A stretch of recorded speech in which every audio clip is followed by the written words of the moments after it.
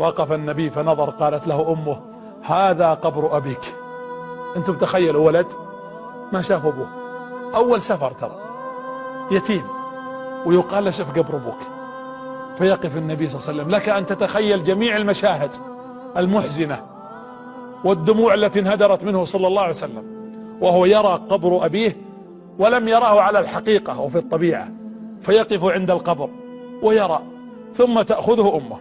الطامة الكبرى التي حدثت في هذه السفرة: مشت آمنة واستودعت من أهل زوجها، ولما خرجت آمنة في الطريق مشت 150 كيلو في منطقة يقال له الأبواء.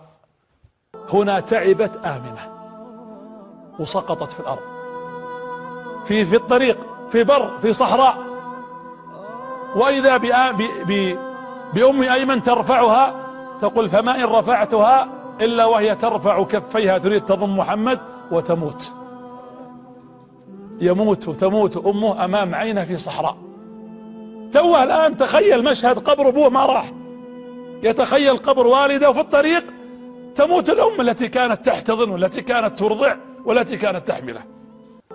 فيقف النبي صلى الله عليه وسلم ويرى الأم جثة هامدة ميتة، وأم أيمن ترى النبي وتمسح على رأسه وتصبره، طفل صغير. فقالت: يا محمد عاوني نحفر قبر أمك. متخيلين 6 سنوات؟ هل مر بأحدنا مثل هذه الآلام؟ وتحفر ويحفر النبي وهو يبكي عليه الصلاة والسلام في الصحراء منقطع. وأم أيمن تقول: كنت أبعده، يعني ما تبغاه يشوف القبر، تنحى بوجهه عن أمه وعن قبرها.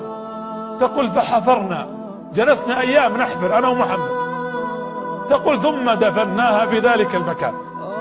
تقول: فأمسكت به بيده وهو يقول: أمي أمي، يعني نأخذ أمي معنا. تقول: فمشينا